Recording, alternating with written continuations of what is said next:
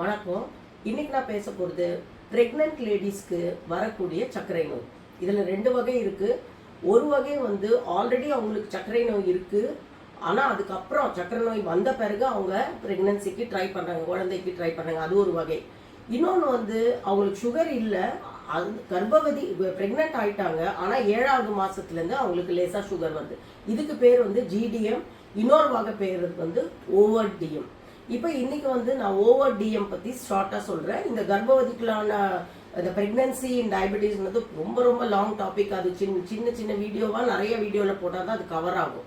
So இன்னைக்கு வந்து இந்த ஓவர் டிஎம் பற்றி நான் பேச போகிறேன். ஓவர் டிஎம்னா ஆல்ரெடி இப்போ பெண்கள்லாம் நல்லா படிக்கிறாங்க, வேலைக்கு போகிறாங்க, லேட்டாக கல்யாணம் பண்ணிக்கிறாங்க. ஸோ 30-32 வயசில் தான் அவங்க வந்து குழந்தை பெற்றுக்கணுன்ற ஐடியாவே அவங்களுக்கு வருது.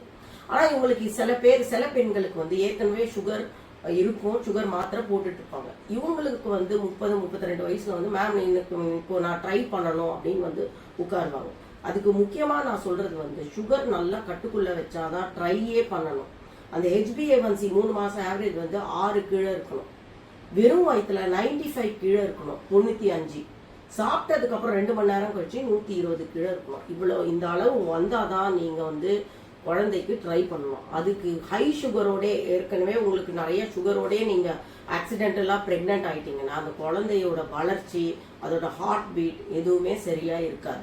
அதனால் அந்த பெண்கள்கிட்ட நான் என்ன கவுன்சிலிங் பண்ணோம், முதல்ல உன்னோட சுகரை 6% கீழே கொண்டு வா, நல்லா எக்ஸசைஸ் பண்ணு. உடல் பருமனாக இருக்க பெண்களுக்கு வந்து உடல் பருமனை நல்லா அப்புறமா வந்து ட்ரை பண்ணு. அப்போ தான் அது ஒரு ஜஸ்டிஸ், அந்த குழந்தை வந்து நல்லா ஃபார்ம் ஆகும், நல்லா வளரும்.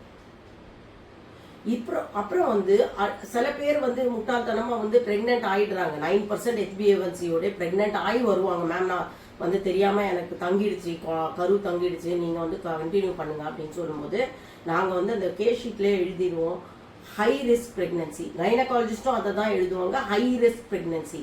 சுகர் ஹையா இருக்கும்போது பிரெக்னென்ட் ஆனீங்கன்னா அந்த குழந்தையோட வளர்ச்சி சரியா இருக்காது.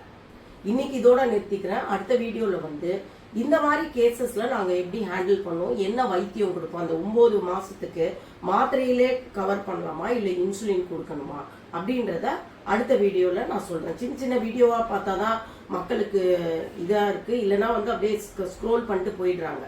அதனால இந்த வீடியோவை இதோட நிறுத்திக்கிறேன். நன்றி.